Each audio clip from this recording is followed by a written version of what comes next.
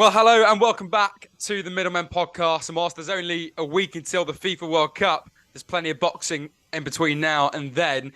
And we can start by going up north. We'll go up to Liverpool first, and then we'll head over to Manchester. And we'll start in Liverpool with Natasha Jonas, who's had an unforgettable year, really. She's about to headline a card for the first time. Although it said online she's not headlining Ricky Hatton's card. I'm pretty sure she is, and that Ricky Hatton's exhibition is separate to that. So, Jonas, already the WBO and WBC light middleweight champion, she's 38 years old. She'll look to win a third title in 9 months, which is so impressive. She faces Marie-Eve Decaire. I think that's how you say her name. No idea. She's only lost to Claressa Shields. So it's at the Manchester Arena. Jonas has had a great year. She knocked out Chris Namus in February. She unified the division in September over Patricia Bergholt. And this is a huge fight for a Max. And again, like we always say, it's British boxing at its absolute best. British female boxing at its absolute best. Yeah, for sure. Great attempt at that name. I don't think I could do any better there. But I mean, as you said, what a fantastic year for her. Really, even though Claressa, she's really kind of stamped her name on the board for best women's boxer of 2022, as you said. Third world title in 9 months. That never happens. No kind of achievement happens like that with the guys, with the boxers nowadays. So for her to do that is a crazy achievement, and let's hope she brings another title home. Well, she's overlooked, I think. Like, we're going to talk about Sonny Edwards later. I think Jonas is really overlooked, and I think as well, massive fight to wait for her in 2023. If Jonas can continue her winning streak, and whether that's an undisputed fight with Terry Harper, who you interviewed a while back, who's the newly crowned WBA champion, who she's already drawn with, I believe. So whether that's a fight for her, or Katie Taylor, perhaps, who, if you cast your mind back, she lost to Katie Taylor in the Olympics when she was the first ever female boxer for Team GB. A really bright future ahead if she wins this fight. And if she doesn't, then it's the other side of that coin. She's old. How old did I say she was? She is 38. So if she doesn't, then I suppose she's looking at the other side of what happens when you get to that age. Yeah, exactly. She's kind of like a women's George Foreman, if you will. Just really coming probably to her best form late on in her career. 5 years after people think about retirement, but people hit their peaks at different times, and she's in great form, as you mentioned, the Olympics, and she's been a former world champion in other divisions as well throughout her career. But she's really making a name for herself with what she's done in this new weight division at her age right now. So as you were saying, huge matchups to be in next year. I think it's tough as with her age. It's like, if she does go winning, when she loses, she's got that kind of father time to, not excuse, but it is just a valid reason at 38 years of age to say, I tried to really go for glory, but my body didn't hold up as much as my heart did. So that's natural, but that doesn't mean that because that's a possibility that she doesn't deserve these big fights. She's on a mission to clean out this super welterweight, light middleweight division, and she's doing well in a mission so far. So yeah, she definitely deserves these names going into next year, and hopefully she can get it. A rematch, basically a trilogy fight with Katie Taylor, because she lost to her as an amateur and as a pro. Yeah. So for third fight, maybe even a win. Wow, could you imagine? Even Terry Harper, I think, when they fought back in 2020, I think at the Matchroom Fight Camp, I think everyone was. We want an immediate rematch. We don't want these two girls fighting anyone else but each other in their next match. But their careers have gone, differently. Both of them have seen a loss since then, and both of them have, respectfully put on the pounds to climb new divisions and see success in new weight class. So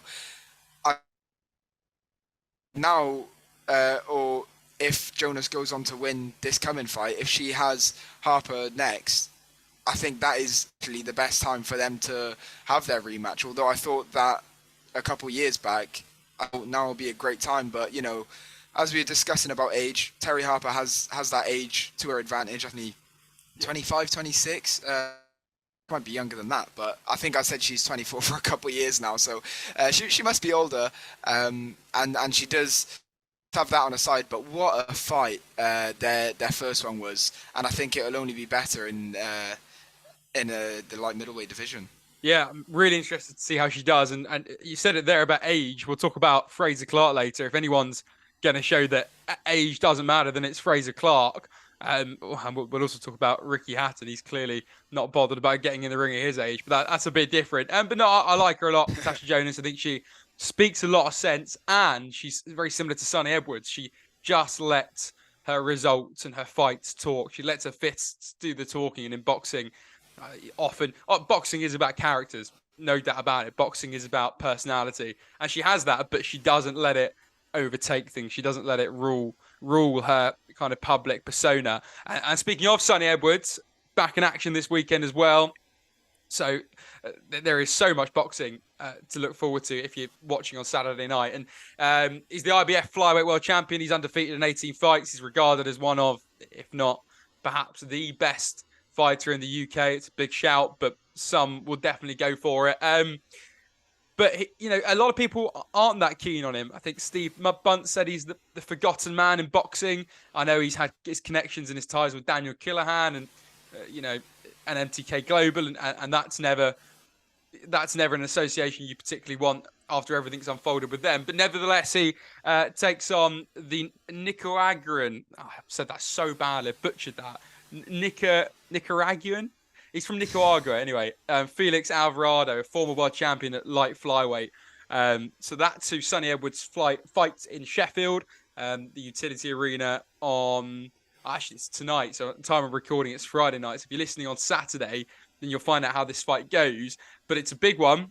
And like he says, he doesn't really care about being famous. He just cares about being successful. Yeah, I think... In terms of the kind of personality to performance, the way athletes go, I think Sonny is kind of he does enjoy a bit of both, and why not when you've got opinions and things to say, why not express yourself? And he does that very much on social media. But when I see a lot of views or things that he is expressing, it's just about his passion. So. As you said with the MTK association with Daniel Kinahan, that is staying on his career so far. Luckily, it's not a loss in a fight, but it is something arguably even worse. What would you rather? And I'd rather he lost because I think that if you asked him, he would the association because it doesn't affect you as much in the public eye. People have short attention spans, but if you lose in the ring, that's what they're going to remember. Well, if you look at a record, if you go on BoxRec in 10 years' time, there's not going to be anything to do with Daniel Killahan on there, is there? But there will be a loss on there. A loss stains your record. So I get your point, but at the same time, morally, I don't know. Would I want to be associated with gangsters? Is what they essentially are. If you've seen the Panorama documentary on BBC, and if you haven't, then go watch it. I don't know. I guess it's a question of ethics and morals. That hypothetical question, but he hasn't lost the fight. He's unbeaten, and he's unbeaten for a reason. Yeah, exactly. A great boxer, but I think hope learning curve for him, and let's not be naive. I'm pretty sure he knew he's getting into with these guys. But that's as I said, a mistake that he's made. A mistake that I think he should apologise to people for. And not just zoning in on Sonny. I really do like him as a person, as a boxer. Apart from the mistake, I just think everyone who was associated in this big mess, this big scandal, all fighters should definitely hold their hands up, be responsible for it instead of being in denial, like I remember Tyson Fury was in a few interviews, um, and he had to deny it because there were journalists that were going at him, and they weren't shying away from the elephant in the room at the time, and they were bringing it up and discussing it as they should be. So I don't think Sonny deserves to be held accountable for it all the way through his career, but I think he had to have made a bit of a recovery in terms of Aaron, kind of disassociate himself, and hopefully he learns not to associate himself with those dodgy people again. And thank God that Kinahan, I'm pretty sure is he serving jail time yet? I know, like, I don't know. he's been He's no longer in boxing. He's nowhere near yeah. boxing. He's not allowed in there. I mean, that's justice in itself, but hopefully those guys can actually see some sentences and really kind of face the consequence of what they've done, because they not only tried to get themselves in a sport which is already corrupt, but they tried to corrupt boxers too, and leave a negative impact kind of everywhere they went, and it still left a negative impact on the Furies who can't get into America. But I digress. With the fight coming up with Sonny Edwards, I think I don't know if he's going to put on a clinic, because it's actually a tough fight, which is what I love about the flyweight division. There are so many like high risk, low reward fights. Felix is he's not a household name. No. Everyone doesn't know him, but these are the fights that Edwards needs to take to become a household name. Is this dangerous, low profile, heavy puncher? I think he's like got a really high knockout rate. I was going to give a statistic, a percentage, but I couldn't off the top of my head. But this guy knocks out people for fun. But I think that plays into Sonny's hands. He's got great timing, great feet, amazing counter puncher. So if he wants to come forward and bring the pressure on, I think he's going to have a long night in front of Sonny Edwards. Well, Sonny Edwards takes the big fights. Tommy Fury's also fighting this weekend. That's on the undercard of Mayweather versus Deja. We'll talk about that. And he's fighting a guy who I've never heard of, Paul Bamba, some American, 7 fights, and the guy's lost 2 of them. I think both of those losses were knockouts. So at least Sonny Edwards, even if they are semi-unknown names, will fight names that could do damage and could cause him a bit of trouble. I'm going to sleep with my hockey stick by my bed tonight because, speaking that way about MTK, I might get a knock at the door. So if we're not recording our podcast and next week or the week after, then that's why. You know what happened? Yep. Right here. It's right here on camera. But yeah, so Sonny Edwards in action. By the time you've listened to the poddy, then you'll know what happened. So we'll discuss it in our next episode. And actually one more before we move on from Sonny Edwards. He's kind of, he hasn't passed the buck, but he spoke a lot about having a union for boxers. So footballers, I'm pretty sure there's a footballers union, and there's like a goalkeepers union. There are different unions in football, and I'm pretty sure that's what Sonny Edwards is trying to get at here. And he says that there needs to be a union to protect boxers. But what do you think of that? I think it's 100% right, mate, especially when they come to the tail end of their careers. We've seen it throughout history, and if something like this doesn't get put forward, we're going to see it for the years to come as well. That is one change.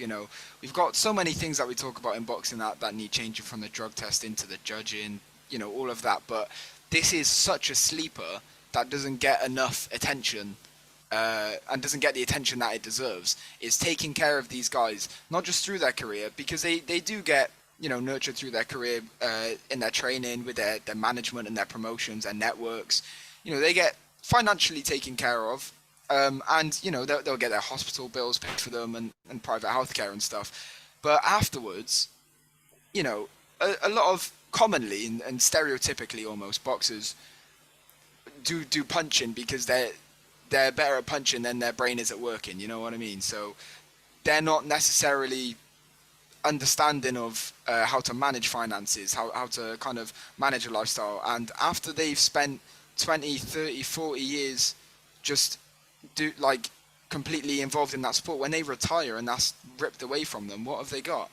It is a whole new, not to quote Aladdin, but it's a whole new world out there for them, right? So there needs to be that protection for them then. Someone to come in, give them support, say, you've got this money, or you haven't got enough money because you were going wild in your 20s at the peak of your powers. So this is what you should start getting into. Get someone that can take them under their wing and give them job opportunities, probably around boxing. That Or plays to their strengths. yeah, or property ladders. Get on a property ladder, or Yeah, invest your money. I completely agree with you. I just hope that the whole "we need a boxers union" thing isn't an excuse to get away from his kind of ties with MTK. And I think that might have been one of the reasons he said that. So if that was the case, and I hope kind of people understand that there is no excuse. I think as sort of I don't know, boxers like you said aren't the most academical, but at the same time that they have their eyes open and they're not stupid because yeah, they because if one was stupid, then you wouldn't make any money in boxing. And Sonny Edwards has, but a man who will make more than Sonny Edwards probably has in his career in one night on Saturday night, and a man who has put in nowhere near the hard work that Sonny Edwards has, and just doesn't have a boxing background really at all, is Deji, who's KSI's brother. He lost to Jake Paul, which is stunning, and now he's fighting. Well, I know he's your favorite boxer ever, and some say he's the best of all time, pound for pound. It's Floyd Mayweather. So that's happening this weekend. He won't be risking his undefeated record, Floyd. I don't think it counts for anything. One and two, there is no way in a million years that he would ever lose with a 50-0 record. But money's been back. He's been back in the ring over the last couple of years in exhibition fights, and this one will be exactly the same. Floyd will say to Deji, "I'll carry you for 5 or 6 rounds, then I'll drop you, and then we'll go back millionaires." That's what's going to happen. It's in Dubai, the Coca-Cola Arena. Mayweather stopped Logan Paul last year, who Logan Paul lost to KSI, so there seems to be a trend here, doesn't he? So, listen, it's a pay-per-view fight on the zone. It's a bit of fun, but like I always say, with YouTubers fighting quite literally the best boxers that have ever lived, there surely is some sort of danger to it. yeah, but I think as we were talking about stereotypically, not how do I put this? Stereotypically, as you said, not academical boxers. It's a very subjective and generalized view, because Mayweather and, as we mentioned, Sonny Edwards, these are smart guys, as you said, with their eyes open. They know what's going on. Whether on Saturday will understand the dangers of the dangers that he carries and that he poses to Deji, and Deji will be aware of this. It's an action, as you said. These guys will have had a conversation about it behind closed doors and said, I'm not gonna go all out, and you can see that in these exhibitions that Mayweather has. If you look, if you pay the money to watch it, or you look through the highlights, you can see that he's still just doing what he enjoys. It's like these ex-Premier League players that just turn out for their Sunday league side. Okay, it isn't as financially oriented as this exhibition fight is, but it's just still the same sentiment of doing what they like. And if you can make millions of pounds from doing it at the same time, why not? Why not? Why But that's not? what I do agree with you in that sense. I don't want to be too negative towards it. I went to a rugby club this morning for work for the BBC, and was doing stuff there because it's the Women's Rugby World Cup final, Saturday 6:30 a.m. in New Zealand. So good luck to the Red Roses. But he was saying to me, this chairman of this local rugby club in Derby Rugby Club, big shout out, that in rugby they do get the ex-players, the big pro players coming back down and playing for their local clubs because that's what they love to do. And I suppose you're right. It's the same in boxing. Why not? And they also make millions at the same time. So shouldn't bash it too much. And it's very good for the sport. I've always said that despite, I think it's pretty obvious dangers, it brings in a whole new audience to the sport. And I'm never going to be one of these boxing fans that doesn't want new people involved. I think that's the whole point of sport. It should always be bringing in new people. And it's like Drive to Survive in Formula One, brings in new people. Great. That's the way I look at it. You get all these snotty Formula One fans who hate the Drive to Survive, the crowd that it brings in. They need to get over themselves. They need to stop living in the past. So I do agree with you there. But again, thinking back to kind of the safety side of it, Ricky Hatton's a 44-year-old, and he's fighting the legend Marco Antonio Barrera, the Mexican, who's 47. And and Barrera was a unified WBC and IBF super featherweight champion. We all know about Ricky Hatton. And again, it's like, it's going to be an interesting fight. It's great to see Ricky Hatton doing what he loves, but at that age, one, does anyone want to see it? Two, is it going to be exciting? And three, is it dangerous? Yeah, I think for these comeback or the ex pro comeback exhibition fights, for the most haven't got a great reception, but for this one I haven't seen anyone really say a bad thing about it. Which is strange because that's what I'm used to seeing is people saying like, oh, what's the point of this? Why has anyone got this? But as long as these guys, this is a different dynamic, of course, to Mayweather Deji, because Deji doesn't understand the game naturally like Hatton and Barrera will. They know they're like, okay, we've trained hard for this, but we're still old. Let's just have a bit of a light to heavy spar. It's these guys aren't going for the kill. They haven't got anything to kill the other man for. It's not for a world title. It's probably for a little paycheck. And as I said, just turning out for the sport they love and giving everyone, think about these 40 to 50-year-old or even older, maybe younger boxing fans who have watched Hatton and Barrera through their life of watching boxing through the decades. This is so much nostalgia for them to see these guys get in the ring with each other. It's we can kind of look at it differently, and I'm not going to watch it. I don't really see there's no hype in it for me, do you know what I mean? But I don't think I'm the demographic that they're targeting with it. For if I was a 50-year-old, 60-year-old, that's like if that's like me if Sonny Edwards in like 40 years comes back for a return exhibition, you know what I mean? Then I would be invested. So I think it's for the older audience. And as I said, with the guys who know the game, I mean, yeah, Barrera's got that dog in him. Do you know? Well, the pair of them do. The pair of them used to have that killer instinct back in the day. So hopefully that doesn't, that spark doesn't get lit up into a bonfire too much, and they end up going for each other. So hopefully they're behaved, disciplined, and just give the fans what they want.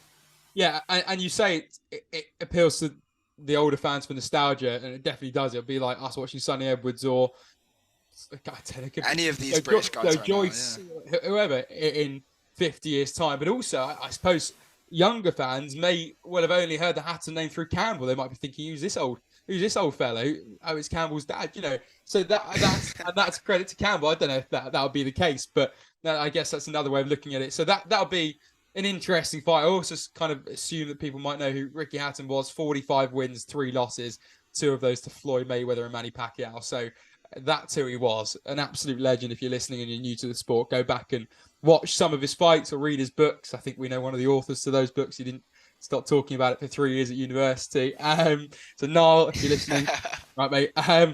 Finally, then we'll end on this bit of a sad note, I suppose. So Ados Yerabosnuli, it's a pretty tough name to say. He's 30 years old from Kazakhstan. Yerabosnuli. Yeah.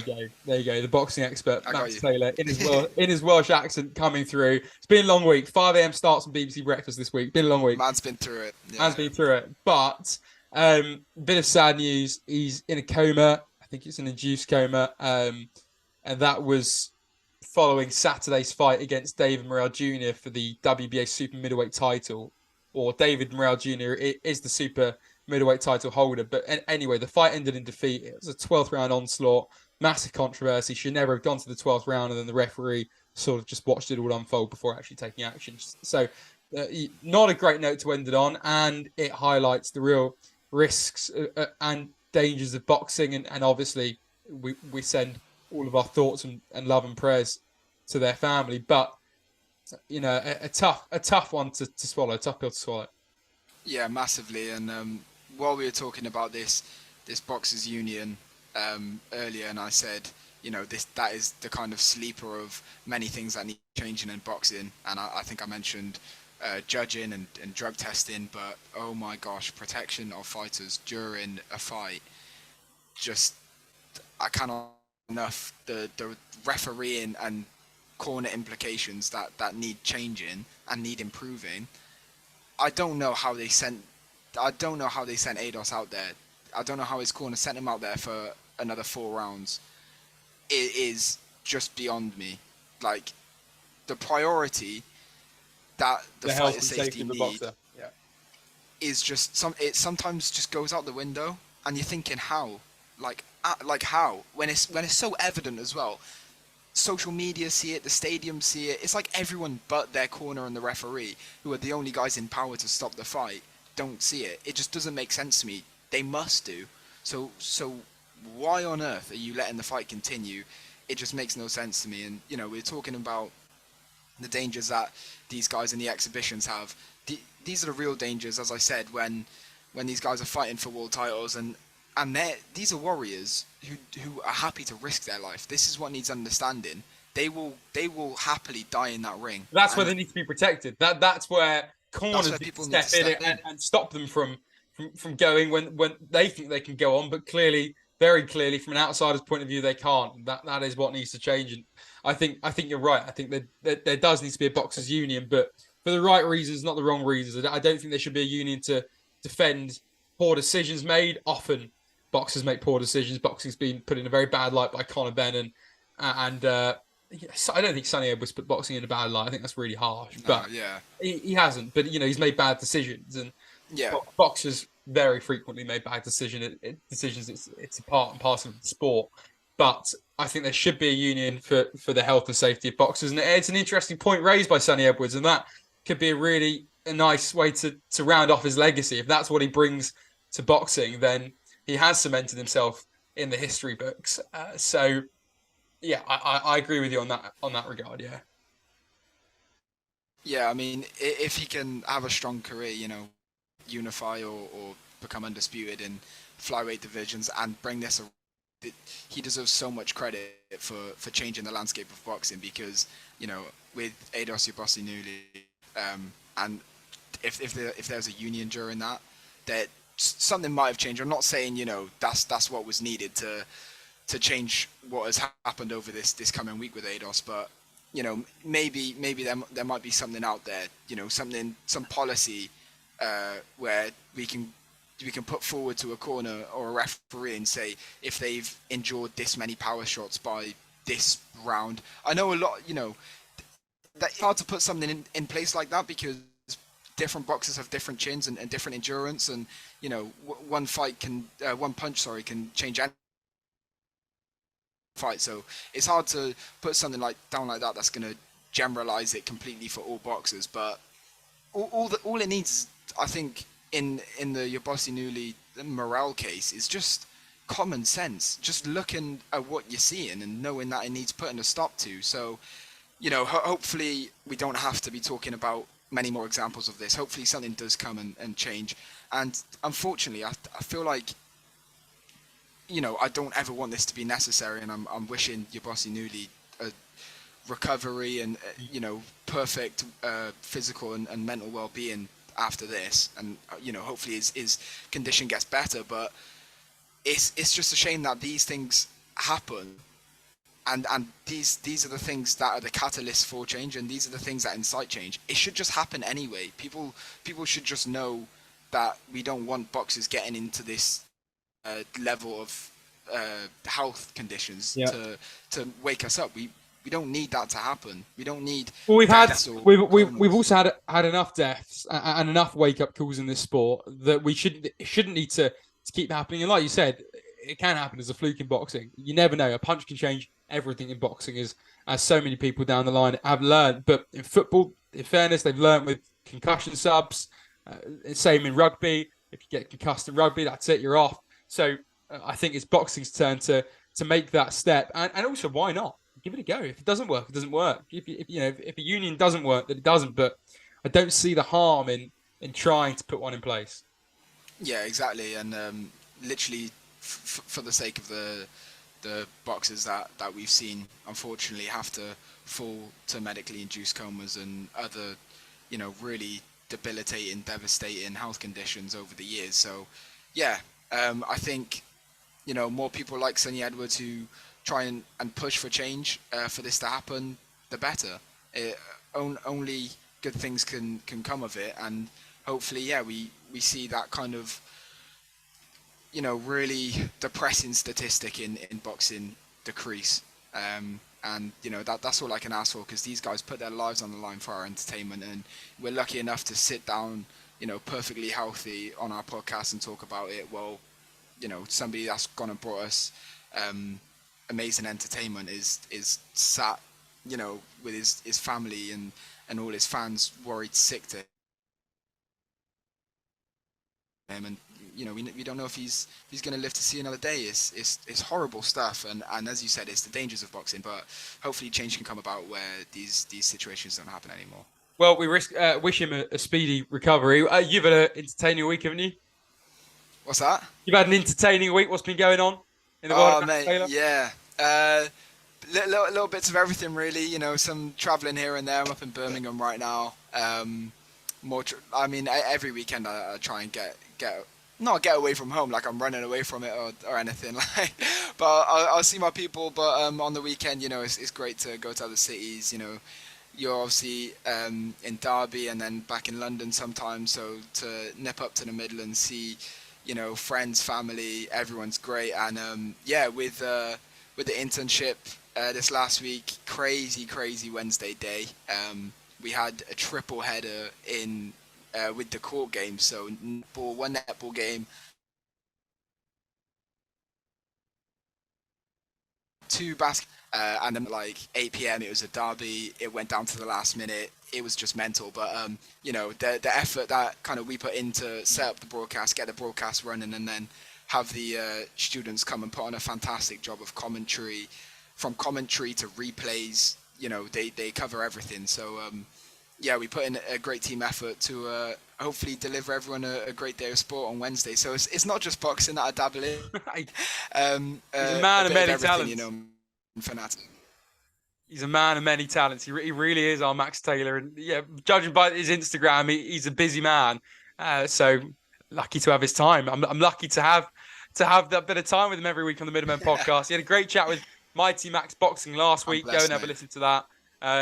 And next week or the week after, we'll try and get another guest on when we can. We've got a few in the pipeline, so we're just sorting them out. And as it stands, I quite enjoy having a chat with you, Max. So that's fine with me. So thank you everyone for listening.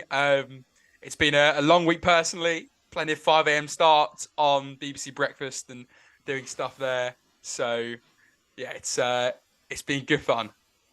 You impressed me, mate. The way you can get up at 4:45. I had to get up. I had one 6:45 start, and I had my own pity party all morning. So yeah, mate, you're really out there doing God's work for the people of Derby, really, for the sporting fans of Derby. So fair play to you.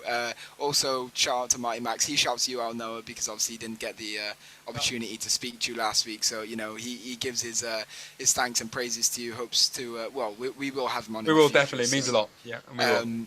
And yeah, I mean, just talking of future guests, as Noah said, we've got a pipeline of them to come up, and hopefully we can get Sonny Edwards on as well, because I know he's a great talker. It'd be great to kind of go over the topics that we discussed today with him. Very expressive guy, down to earth guy as well, which is quite rare with world class athletes. So yeah, on to bigger and better things, as the Middlemen do every week. So yeah, as Noah said, thank you guys for listening. And we'll be back with plenty more headlines, guests, topics, controversy, everything that you like to hear. So we'll see you soon.